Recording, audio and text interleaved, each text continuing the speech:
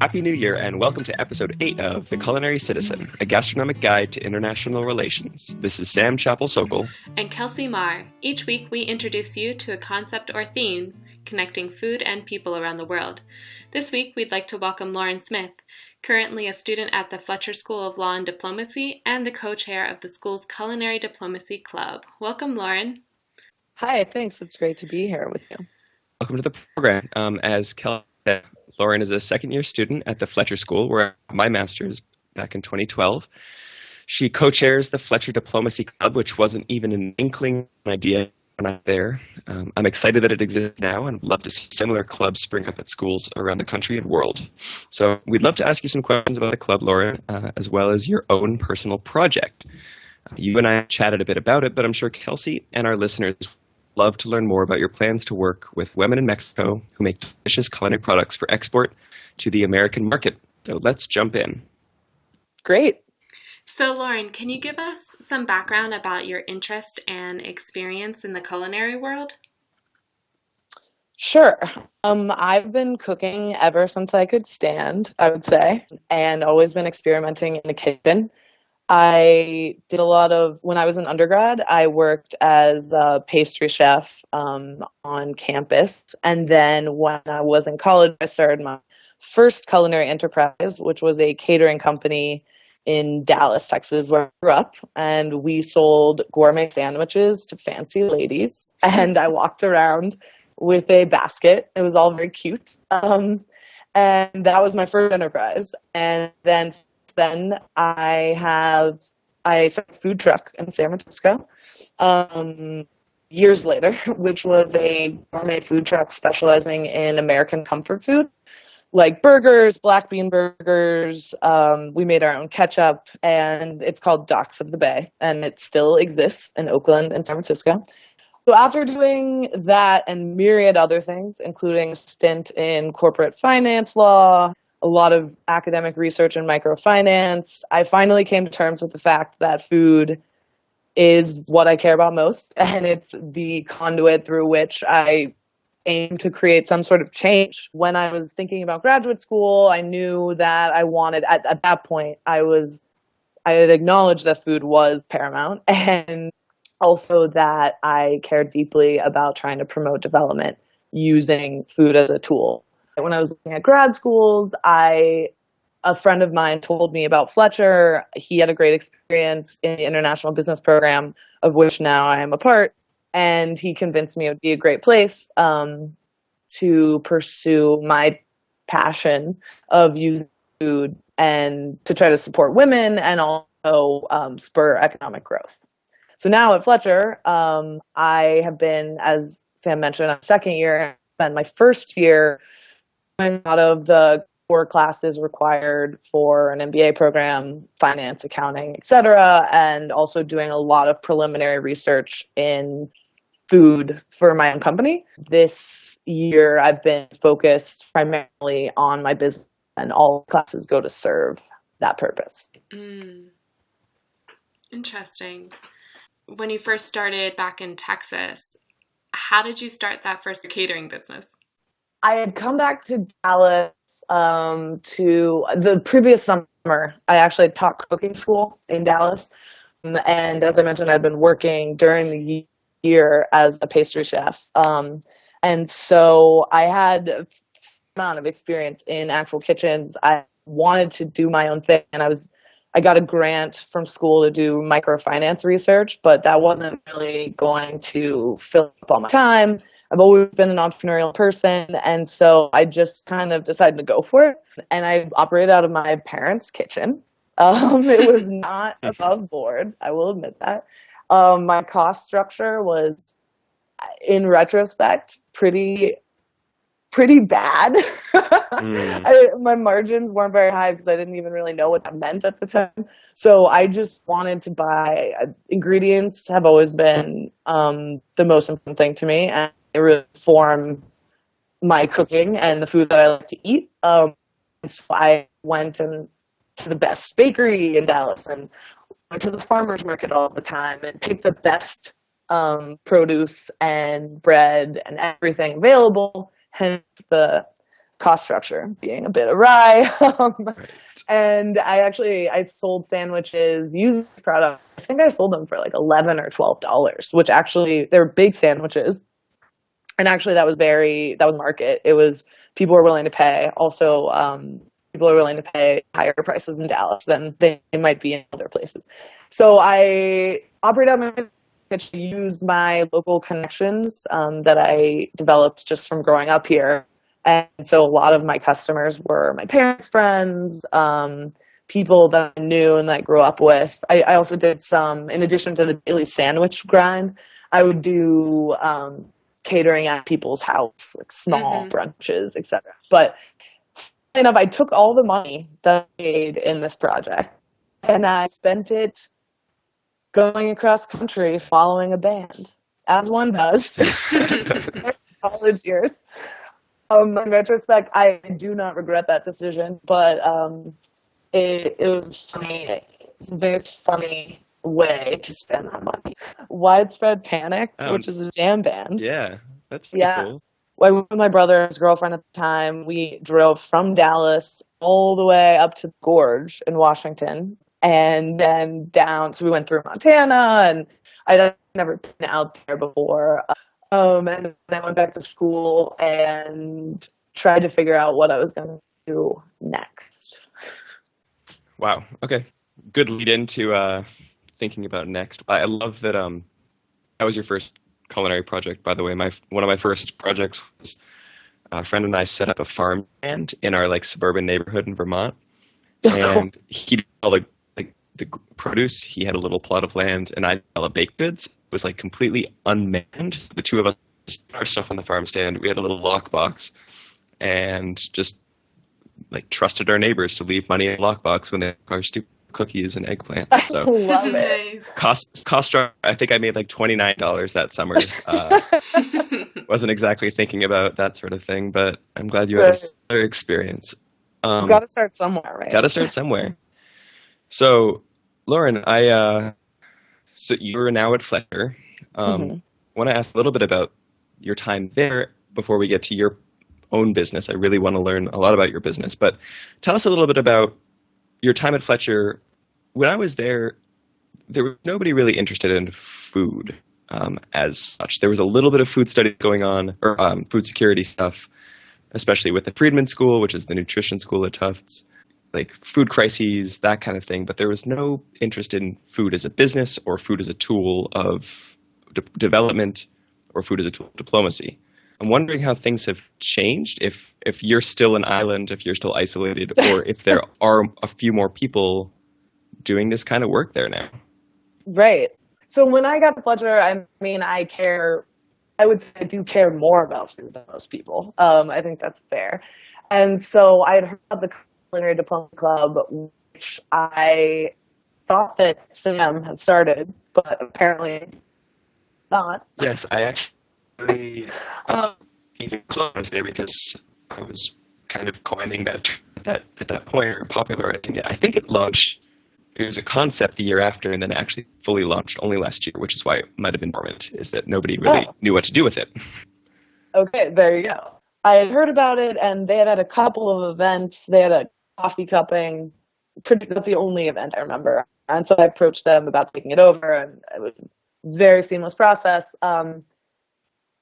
But outside of the club, I would say food security is definitely a big issue in development, and people in the traditional quote-unquote development spheres focus on food security as the kind of like the food lens. I think that's really limited, and I think it's extremely important and interesting, but the conversation can broaden a great deal. And I think just by honestly talking to people about food and espousing my beliefs about it and sharing meals with people and having them over, I've realized that a great deal of people do care about food at Fletcher. They just don't exactly realize it, or the lens through which they're supposed to do something about it is this narrow human security World Food Program type lens. And I think as I talk to more and more people, it's very easy to see the role that food plays in not only development, but diplomacy and in society and culture just on a daily basis. So in my classes, I did take global food business last year, which is a Friedman Fletcher dual class. You get credit at both schools. And it was taught by this man named James Tillotson, who is he basically introduced cranberry cocktail to America Okay. for ocean spray.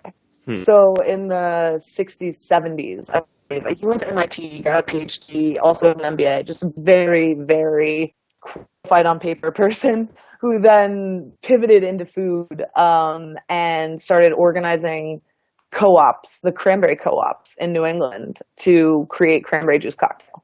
So he has decades of experience in the industrial food business, and so the class was a case-based class in which we read a different case about an international food business. They ranged from kind of like a crisis management incident in which you had contaminated food to expansion strategies, and you're looking at new markets, to how do you deal with the palm sugar industry, and how do you deal with environmental impact. So there are many themes in the class, but outside of that class, there aren't that many there are really no academic offerings related to food at Fletcher.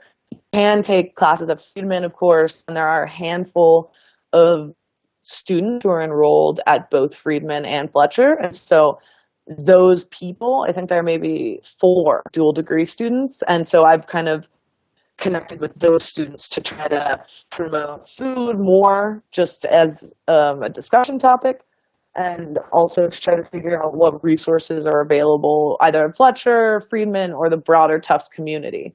And we've actually found in our work with the Culinary Diplomacy Club this year that the undergrads, the Tufts Culinary Society, has a very strong program, and we've collaborated with them several times. This semester, they brought Sporkful podcast to campus. Mm-hmm. Mm-hmm. The founder of that podcast is a Tufts alum, I found out. And so they did a recording of that. They brought a chef from a hot new Somerville restaurant in to do some demos. They've done some cooking classes. Undergrads have undergrads have more energy. And time on their hands. Exactly.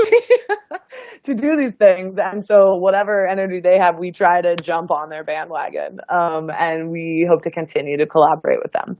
But again, I would say food as a topic at Fletcher is omnipresent. It's just a matter of figuring out, or one of my goals is try to figure out how to help people realize how important it is and integrate it into our conversations about development, business, politics, and culture. Yeah, that's great. And I'm so happy that those conversations are happening. I think if I were a student there now, I would grow much more quickly knowing that other people were talking about this sort of thing. I always knew people were obsessed with food because when food was left out in the Hall of Flags, which is the communal meeting area, it would be gone in a minute. So people, of course, liked food. Not good food, of course. But yeah, that was all kind of bad catering. But yeah, the fact that those conversations are happening, that global food business course sounds spectacular. Maybe that was there when I was there and I just wasn't paying attention. But it's great that there's more awareness and more conversation happening around such an important topic and an omnipresent topic, as you say. I'm wondering, so going more towards your own business, how did the global food business class set you up?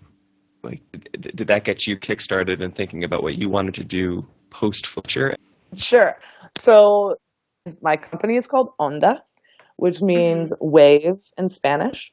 Okay. And it is a gourmet foods company that sells products made by women all over the world, starting in Mexico. And part of the reason it's called Onda is because of the ripple effect that investing in women has on a local and a global economy. And also the metaphors of a rising tide lifts all boats. I just love oceanic metaphors, really. And Furthermore, Onda is very easy to pronounce in many languages, and my strategy is eventually to have a portfolio of products from all over the world, not just Mexico, and that would be selling in the US and beyond. So I didn't want to have a title that was super Mexican or super American, but something that was more, I would say, I don't know, globally applicable or easy to interpret, read, whatever. I started in the first semester just talking to everyone I possibly could. And I used my first year to, talk to anyone that would talk to me. I wasn't really very discerning. And I actually started participating in a program called Demeter, which is an entrepreneur support network that was started by some MIT grads. It's pretty nascent, and so Demeter, like Demeter, yes, like the goddess uh, of the which harvest. is interesting because that's also like a bio, like organic certification program. I think just for wine, but maybe for more products in France and Oh, right. Europe. Just a little Right. side note, random. So Demeter helps entrepreneurs in low income countries. The premise was that all of these people were graduating from Sloan specifically, and people from emerging economies, low income countries, however you semantically want to define non-Western lower income countries. And they wanted to start businesses, and they basically got this MBA from Sloan and then were sent back on an airplane to their native country with zero support and zero help. And so their failure rate was very high. As the failure rate of businesses in general is high, but you can imagine it was much, much higher in this context. And so the founders of Demeter saw a need to provide them with support, both in terms of mentoring, financial connections, and also creating a network of like-minded people undergoing the same experience. So as of June of this year, I officially became a Demeter entrepreneur.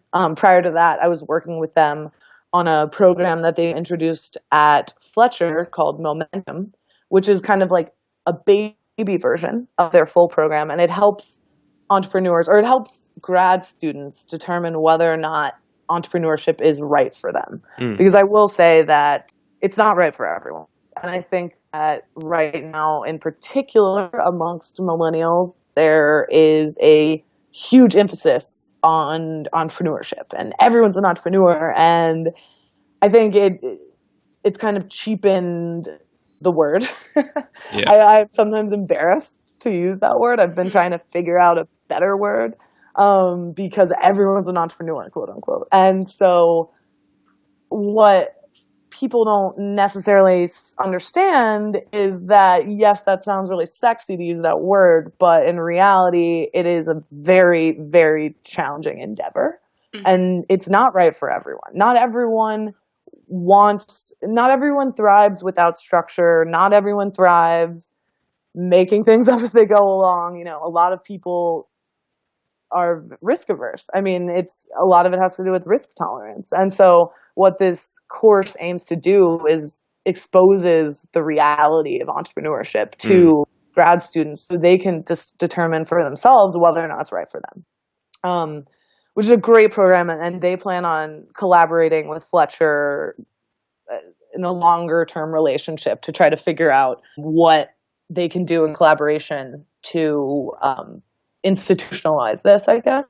So as a result of that, I got a lot of support from two very talented mentors. They connected me with the whole network of entrepreneurs, many of whom are doing food. I mean, the range of entrepreneurs in the Demeter network is extremely broad. It's everything from someone building the first silk screening printing machine in Africa to someone who has a spice from Ghana. It's incredible. She's actually based in New York, but she's from Ghana.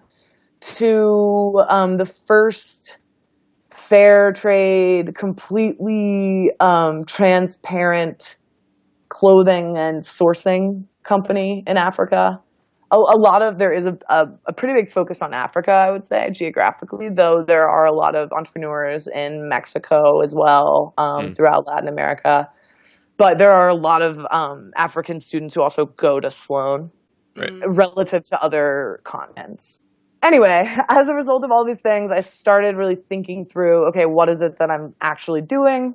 I kind of realized I made a list of countries that I wanted to think about starting a company in. And the list included Mexico, Tanzania, Kenya. There's some other Latin American countries. That was pretty much it. It was really Africa or Latin America. And Based on what were your thoughts about those countries? okay, so in making this list of countries, I was looking for low to middle income countries that had a large urban population, because I had intended to build a commercial kitchen Hmm. originally. A My commercial kitchen, meaning plan, like a commissary kitchen or some sort of like and food incubator. exactly, it was a food incubator, so it would be an actual physical space where women could come and test out recipes in preparation for scaling them to sell. And we would offer we would offer education in terms of financial literacy, production, operations, training, which that educational component remains part of my plan. However, just as a side note, I had to drop the incubator portion because it doesn't necessarily appeal to investors. It's Right. much more of a philanthropic project, which I still, in the very long term, plan on doing. But in terms of pitching to investors, the incubator is not a part of it. So I had this list of major cities in low income countries. It was Nairobi in Kenya, Dar es Salaam in Tanzania, and Mexico City in Mexico. It's important that these were also in places that made interesting food. Mexico, I think, has the best gastronomy out of those, though I'm sure people would debate me um, Or at over least the that. most internationally known. The most internationally known, yes, based on and the most diverse out of those three, I would say. I mean, because the regionalism in Mexican cuisine is incredible. I would say it's probably second to Italy or France or some sort of other Western nations. But I think a lot of people don't realize how complex Mexican cuisine is because what we're exposed to in the US is largely Tex-Mex or burritos or Americanized cuisine. Right. Um, And as we've discussed on the program before, Mexican gastronomy has been recognized by UNESCO as a world's intangible heritage. So it has an objective voice saying, yes, this is something to honor and to respect and to propagate. So that's your job. exactly. So as a result of this list, I had this list, and again, I was just talking to everyone I could talk to. Didn't really know what I was going to do, but I knew that I spoke Spanish and that Mexico was close, and so it was becoming increasingly attractive. But what really tipped the scale was a very close friend of mine from college, Emma Rosenbush, who is now the general manager of a restaurant called Cala in San Francisco. Hmm. Where I've The been a couple weeks ago. and which was started by a very well-known chef called Gabriela Camara, who has 4 restaurants in Mexico City, and this was her first. Cala is her first restaurant in the States. And my friend Emma lived in Mexico City for several years. The two of them crossed paths, and as fate would have it.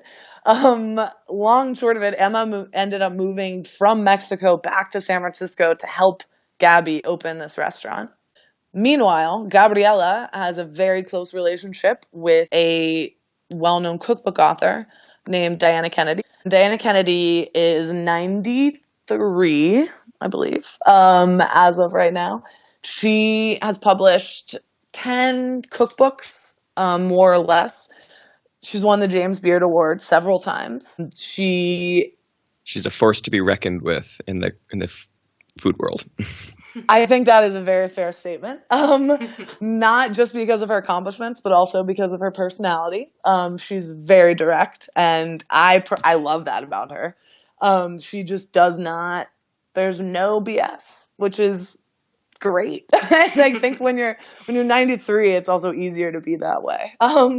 But she lives in Michoacan, Mexico, which is a state to the west of the state of Mexico where Mexico City is. And she lives on this beautiful piece of property that has sustainable organic gardens and rainwater catchment systems and solar ovens. And she's very into sustainability, conserving the environment. And she was into it before it was quote unquote cool. I mean, she's been doing this. She's been living there since the 70s and has been living this very sustainable lifestyle for decades. There's a foundation in her name that is in the process of being more formalized, but is extant. And they were looking for someone to incorporate it in the US, help raise money, organize, run it, essentially, establish it and run the foundation.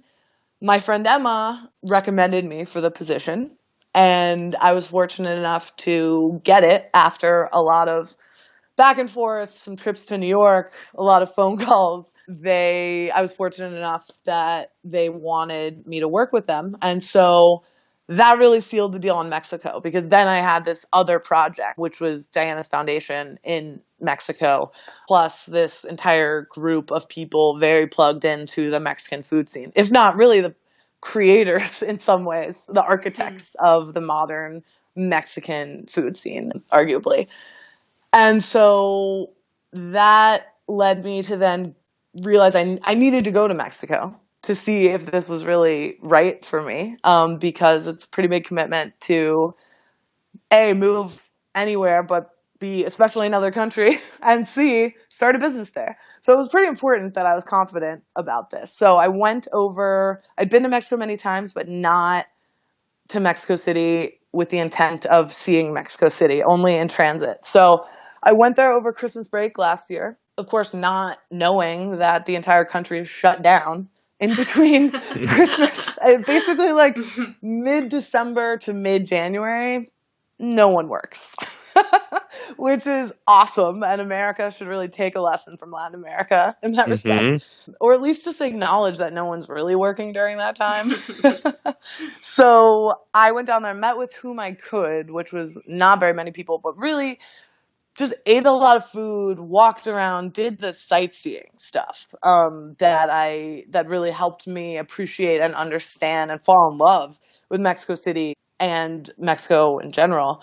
So it really confirmed, and I ended up actually spending New Year's with Gabriella and some of her friends, and it was just such a wonderful time, and everyone was so gracious and warm, and I just felt so at home and welcomed. And I just kind of knew that this was the right place to execute my dreams, if you will. So I came back. It was the beginning of 2015 with a renewed sense of purpose, I would say, and more direction. But I was still unclear what my business plan was really going to look like. I was still pretty caught up on the incubator idea in addition to the line of products, and continued to talk to people, and then planned on being in Mexico in lieu of doing a conventional internship, which I had no desire to do. I decided that I was going to go to Mexico for the summer and work both on the foundation and this business. So while my friends went to, their corporate leadership development rotational program internships at banks and insurance companies and tech companies and all of this. Oh, Fletcher. Yeah, all over the world, of course. I went to Mexico having no idea what I was going to do. I got there, I had talked to my mentors and my advisors about what I was going to do, but really everything changed once I got on the ground. I had to kind of figure out, okay, what do I do every day? What does this look like? And I was mentioning before that entrepreneurship isn't for everyone. And I think that first day in Mexico was really an example of, like, if you're not naturally an entrepreneur, you don't have the tendency to want to create in this very kind of scary way, because there's really no precedent. That first day, if you can't get past that first day, then you're not going to make it, because that day was terrifying. As I looked at the next 2 months in front of me and wondered, like, what do I do today? So I actually devised a plan. I started setting benchmarks and then started pursuing leads with people that I knew. And really one by one, I knew someone and they knew someone, and I just kept following these trails over and over and over again. So I spent most of June figuring out who I needed to talk to, figuring out what I wanted to do, really. Looking at the competition, eating a lot of food, and learning more about Mexican cuisine. And then all of July, I spent meeting with people. And that involved maybe, anywhere from 2 to 5 meetings every day. Some of which were in Mexico City, some of which were in other states or cities. And the people with whom I met ranged from conventional investors and venture capitalists to food distributors to chefs to people working on female entrepreneurship training programs to, you name it, I talk to them. And I think that is such an important part of starting anything, is talking to as many people as you can. Sometimes I took meetings and I didn't even know why I was talking to someone, but sometimes those meetings would bear the most fruit. And I could never have predicted it.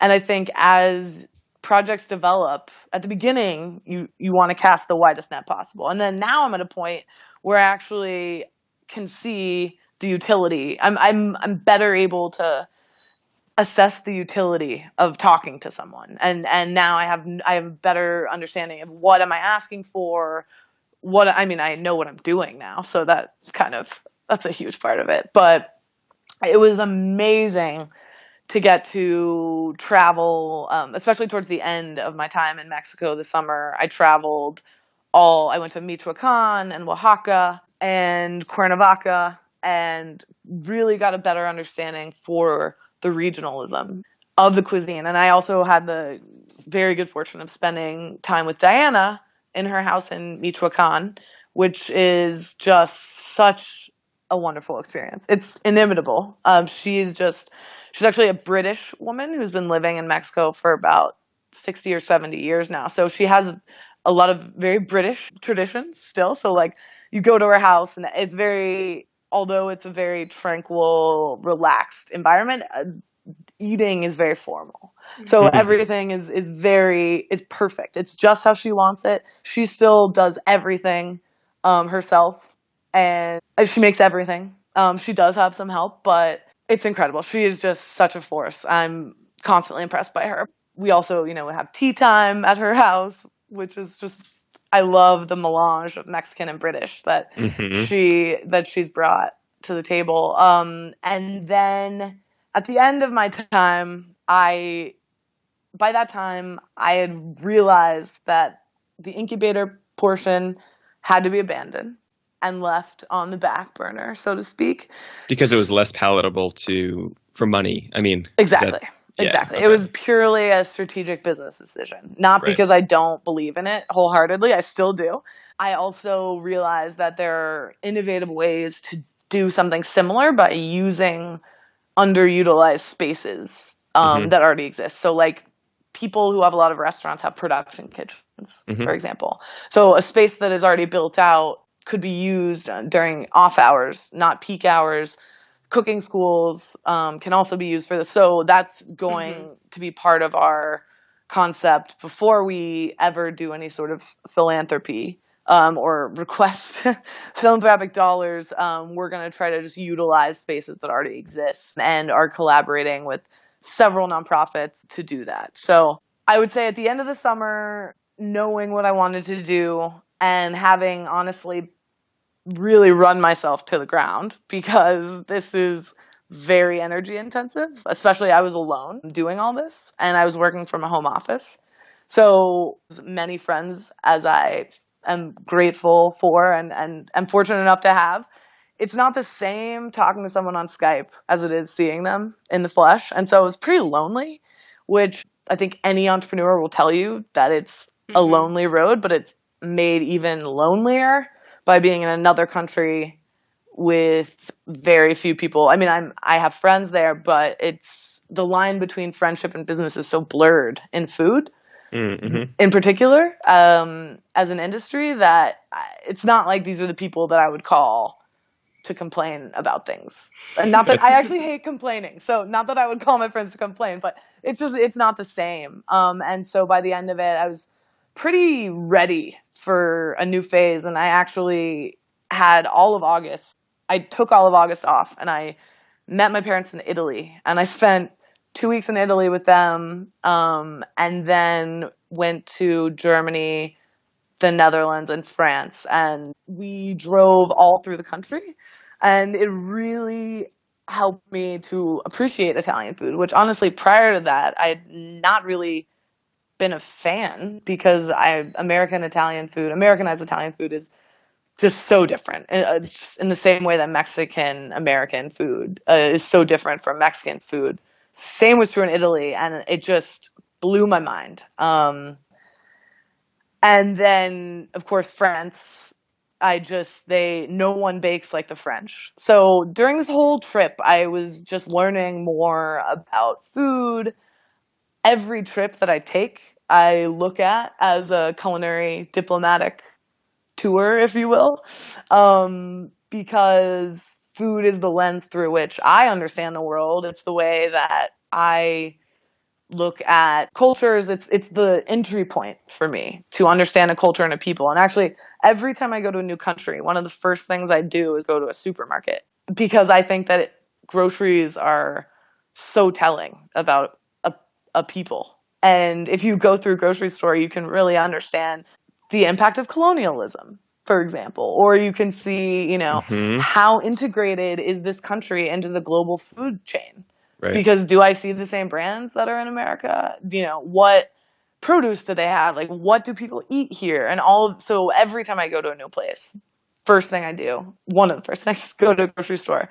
In addition, I try to do research. I don't really research a lot when I travel before I get there, but one of the things I research are restaurants, because of course in some instances you need to make a reservation. So I had my whole list for Italy, Germany, Netherlands, and France, and hit those places on my list. And if you guys are ever interested, I'm trying to figure out how to share my Google Maps with the world that denote where these great culinary places are. I think that's possible. Someday I will actually do that. Yeah. So that raises a question for me. I mean, you talk about seeing the world through the lens of food. I do the same whenever I travel. It's like I guess by the time this is broadcast, I will have just come back from my honeymoon in Argentina and Uruguay, and I've pretty much just scheduled the thing, my wife and I, around where we're going to eat. We've only made restaurant reservations and where to sleep, and that's it. So we're definitely on the same page. Yeah, and I see that as some people do that, but it is kind of culinary diplomacy to open your eyes to a new culture, a new country through food, and it's fun to hear that other people do that too. I'm wondering about you personally, and now also as you as Onda and the business, how do you think culinary diplomacy will play into the business, or like what are you hoping to do as both an American culinary diplomat and as somebody representing and promoting Mexican food and artisanal Mexican products? And are the cooks that you're working with, are they culinary diplomats as well? Like, how do you see Onda in this space? Personally, as a culinary diplomat, just like Sam, I always look up the restaurants that I want to go to. I actually would really recommend to all the listeners that you check out Where Chefs Eat, which is it's a book. It's also an app. And they poll some of the world's greatest chefs, and ask them where they like to eat, either in their home city or when they're traveling. And it's super legit. It's one of the only things I use, when I travel to find great food, though I will say it's limited, to major metropolitan areas, more or less. Anyway, that being said, I'm actually about to go to India for 3 weeks, and I'm so excited about eating Indian food every day. And street food culture is Street food is probably my favorite type of food, honestly. And the culture in India is so alive and vibrant. And in preparation for going there, I'm definitely going to do, in preparation for going to any new country, I do kind of like a general survey of what the food is like. Pretty familiar with Indian food, but much like Italy, Mexico, I don't know, the great culinary traditions of the world, it's so regional. So I'm really excited. We're going to multiple regions, so we're really going to get a good sampling. Um, and I will say also, I try to go to places that have great food. I would rather go to a country, if I'm going to spend the time and money, I'd rather go to a place that has great food than not. So whenever I go to new countries, I do some sort of preliminary research, but then also nothing beats talking to people on the ground and being observant and seeing what people eat. In Mexico, for example, the way that you know that a taco stand is good is if there are a lot of people there. That sounds really, really intuitive, and it is pretty cliche, but it's so true. And that's how I found the best street food in Mexico and everywhere else I go is just follow the people. I actually went to Iceland a few months ago for an Arctic conference, and I didn't have any time really to research in advance, and I know nothing about Icelandic cuisine. I didn't even think that they really had good food. And I will say, I was blown away by Icelandic cuisine. And when I was there, I ended up researching at the very last minute, picking what turned out to be an incredible restaurant and just going with it. So I think there's a balance of being prepared and researching, knowing that you're into food, and knowing that you want it to be part of your travels, and just being on the ground and going with the flow and talking to people and learning. So in terms of strategy, I think both work. Every time I see a new food project, I think about Onda, I will say. So although personally I just want to eat good food and have a great time, in terms of Onda, like I see new products when I travel and I can't help but think, like, could Onda sell this? Just the other day, I was interviewing someone for a grant, actually, through the Institute for Global Leadership at at Tufts, rather. And she's working on a food dehydrator project in West Africa.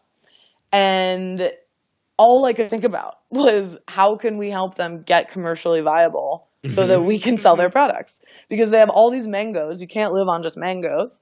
And they have pretty much the drought has destroyed harvest, and so they're trying to come up with alternative means of income generation. So this woman has started this dehydrator project. So I come across, just being in an academic environment and being around internationally focused people, I come across a lot of cool projects, and I'm always thinking, okay, like, how can we integrate this in the longer term?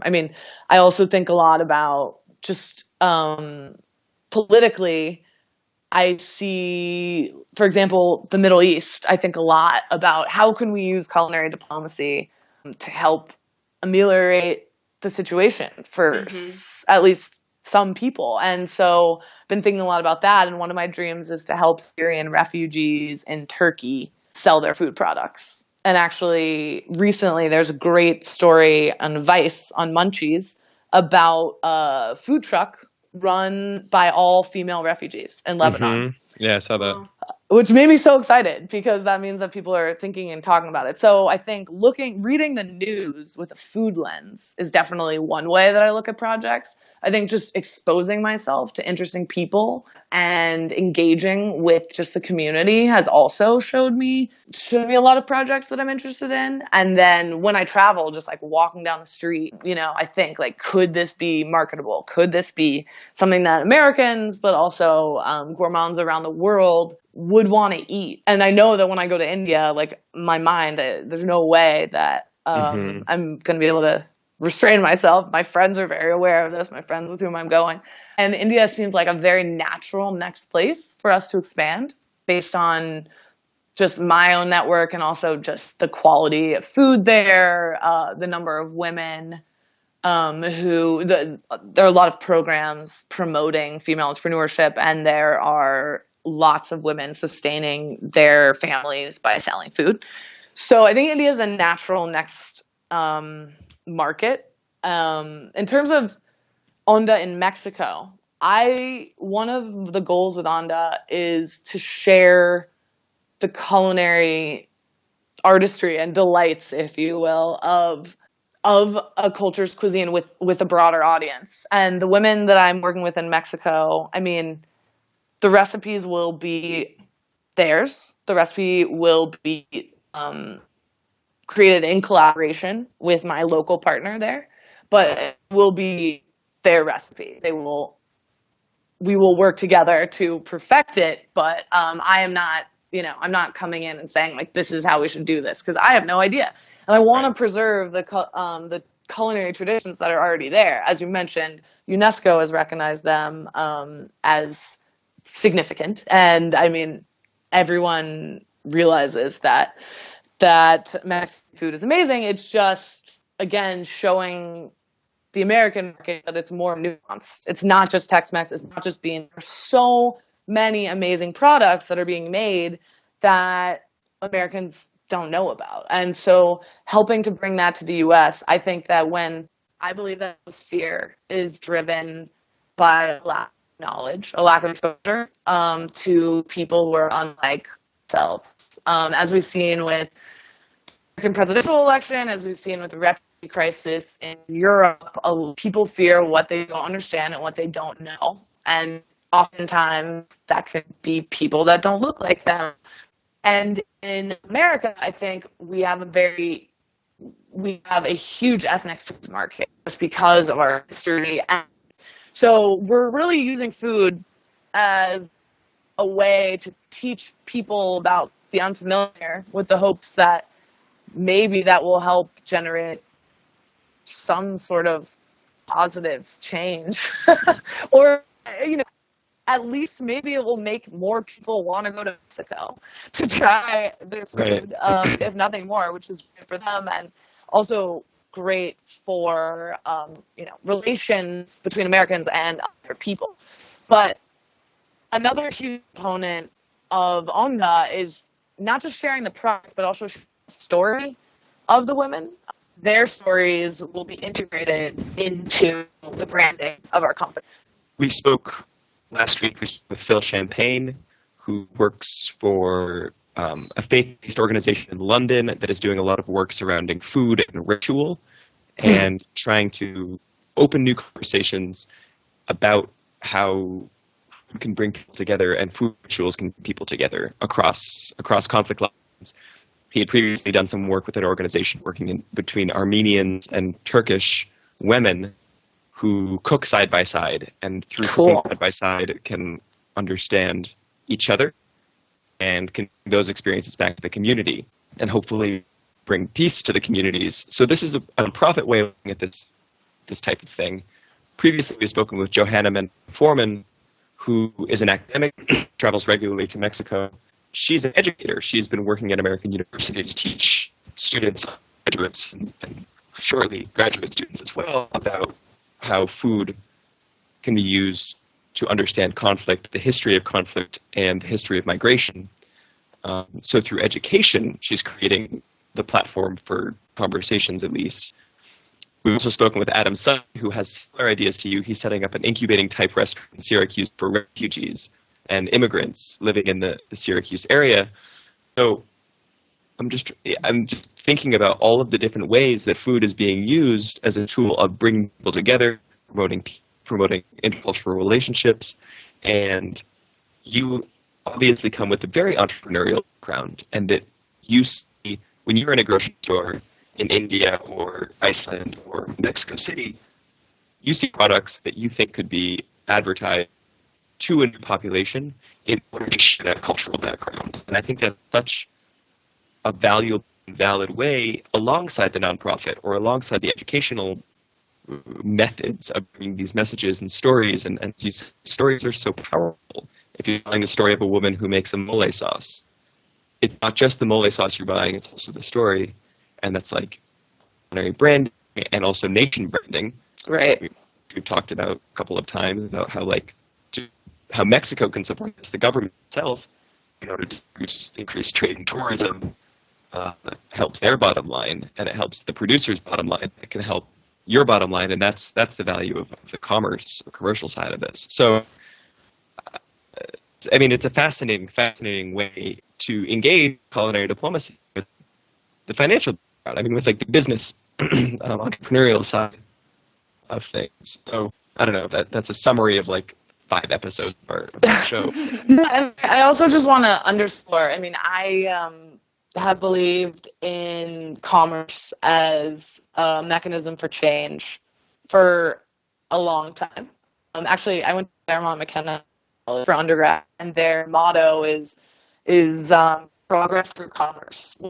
Part of my mission is to try to capture more value for the producers, and along at every step of the value chain, and to try to integrate women more into global supply chains. Right now, small producers have pretty much no chance of competing with the large multinational companies that are currently producing food in Mexico specifically, but around the world. And so one thing that Onda's trying to do is capture more value for the producers, because as of right now, from production to consumer, you lose like 60% of your margin to middlemen.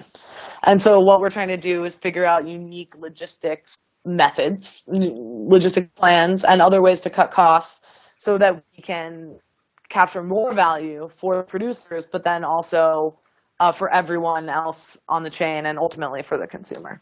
Right. So to wrap up, Lauren, what is your universal truth about food? My universal truth about food is that everyone eats. Everyone cares about it, whether or not they think they do. And there's no better way to bridge any sort of divide than sitting down at a table with someone and sharing a meal with them. And I firmly believe that food is the way for us to promote unity in the world, and also the best way for us to engage in people that are unlike ourselves. Food is an uncontroversial thing that we all consume. Sure. I like that. That's good. Thanks, Lauren. This has been so wonderful talking to you, and learning more about Onda, learning more about your travels. Can't wait to taste the first product once they get out of Mexico, once they start getting made. So good luck with the rest of the project, or with the next steps of the project. Steps. Because I'm sure it's a long time business, and we hope you have fun in India, whatever past tense, future tense this is. Well, thank you. It's been such a pleasure speaking with you guys today. Yeah, and we hope maybe we can have you back on in 6 months or so to see how you're doing, see how the project's doing, and maybe get an update from Mexico City. Definitely. Cool. So thank you all for listening to The Culinary Citizen. If you would like, as always, to reach out, we'd love to hear from you. Send us an email, culinarycitizen@gmail.com. We hear comments, we hear questions, we hear complaints. If you have a topic you want us to talk about, we can get that on the air. You can also find us on Facebook, Facebook/The Culinary Citizen, and we'll talk to you next week.